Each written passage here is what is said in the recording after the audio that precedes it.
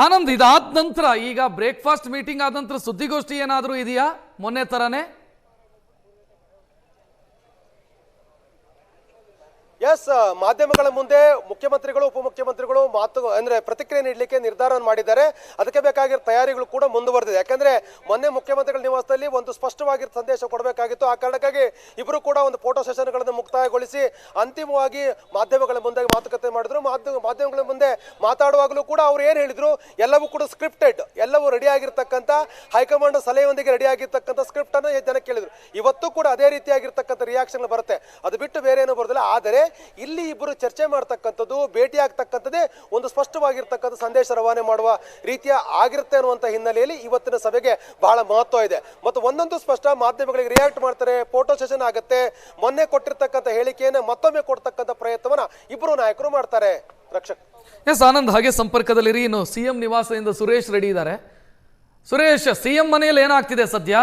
CM ಜೊತೆಗೆ ಬೇರೆ ನಾಯಕರು ಇದ್ದಾರಾ? ಮನೆಯಲ್ಲಿ ಮೀಟಿಂಗ್ ಗೀಟಿಂಗ್ ಅಂತದ್ದೇನಾದ್ರೂ ಆಗ್ತಿದೆಯಾ, ಅಥವಾ ಸಿಎಂ ಒಬ್ಬರೇ ಆಗಮಿಸ್ತಾರ DK ನಿವಾಸಕ್ಕೆ? ರಕ್ಷತ್, ಇದು ಕೇವಲ ಸಿಎಂ ಮತ್ತೆ DCM ಇಬ್ಬರಿಗೆ ಮಾತ್ರ ಸಂಬಂಧಪಟ್ಟಂತ ವಿಚಾರ. ಮೊನ್ನೆ ಶನಿವಾರ ನಡೆದಂತ ಬ್ರೇಕ್ಫಾಸ್ಟ್ ಮೀಟಿಂಗ್ ಅನ್ನು ನಾವು ಗಮನಿಸೋದೇ ಆದ್ರೆ ಅಲ್ಲಿ ಕಾನೂನು ಸಲಹೆಗಾರರಂತ ಪೊನ್ನಣ್ಣ ಅವರು ಜೊತೆಗಿದ್ರೂ ಕೂಡ ಬ್ರೇಕ್ಫಾಸ್ಟ್ಗೆ ಅಂತ ಅವರಿಬ್ಬರು ಒಳಗೆ ಹೋದಂತ ಸಂದರ್ಭದಲ್ಲಿ ಕೇವಲ ಸಿಎಂ ಮತ್ತೆ DCM ಇಬ್ಬರು ಮಾತ್ರ ಇರ್ತಾರೆ.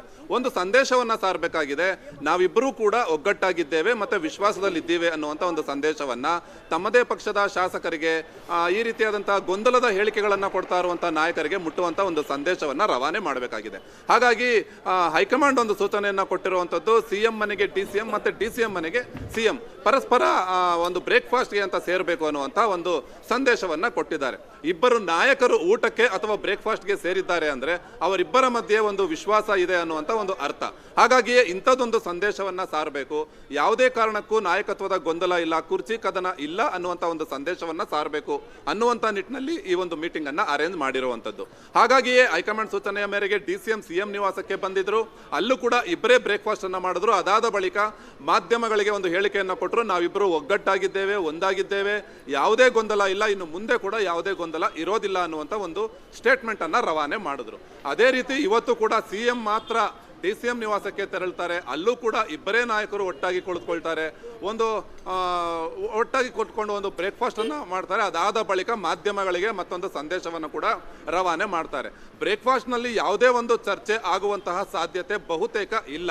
ಇದು ಕೇವಲ ತಮ್ಮ ಪಕ್ಷದ ಶಾಸಕರು ಯಾರೆಲ್ಲ ಗೊಂದಲದ ಹೇಳಿಕೆಗಳನ್ನು ಕೊಡ್ತಾ ಇದ್ದಾರೆ ಅವರಿಗೆ, ಮತ್ತೆ ನಮ್ಮ ಪಕ್ಷದಲ್ಲಿ ಗೊಂದಲ ಇದೆ ಅನ್ನೋದನ್ನ ಬಿಂಬಿಸೋದಕ್ಕೆ ಹೊರಟಿರುವಂತಹ ವಿಪಕ್ಷಗಳಿಗೆ ಒಂದು ಸಂದೇಶವನ್ನ ರವಾನೆ ಮಾಡಬೇಕು.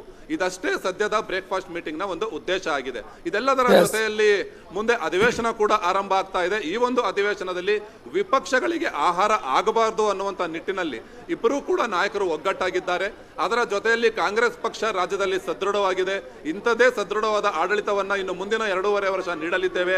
ಯಾವುದೇ ಗೊಂದಲಗಳಿದ್ದರೂ ಅದನ್ನ ಹೈಕಮಾಂಡ್ ನೋಡ್ಕೊಳ್ಳುತ್ತೆ, ಹೈಕಮಾಂಡ್ ಪರಿಹಾರ ಮಾಡುತ್ತೆ. ನಮ್ಮ ನಡುವೆ ಯಾವುದೇ ಗೊಂದಲ ಇಲ್ಲ ಅನ್ನುವಂತ ಒಂದು ಸಂದೇಶವನ್ನ ರವಾನೆ ಮಾಡಬೇಕಾಗಿದೆ.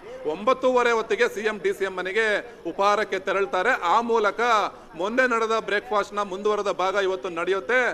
ನಾವು ಒಗ್ಗಟ್ಟಾಗಿದ್ದೇವೆ ಅನ್ನುವಂತ ಒಂದು ಸಂದೇಶವನ್ನ ರವಾನೆ ಮಾಡಲಿದ್ದಾರೆ. ರಕ್ಷಾ. ಎಸ್ ಸುರೇಶ್, ಹಾಗೆ ಸಂಪರ್ಕದಲ್ಲಿರಿ.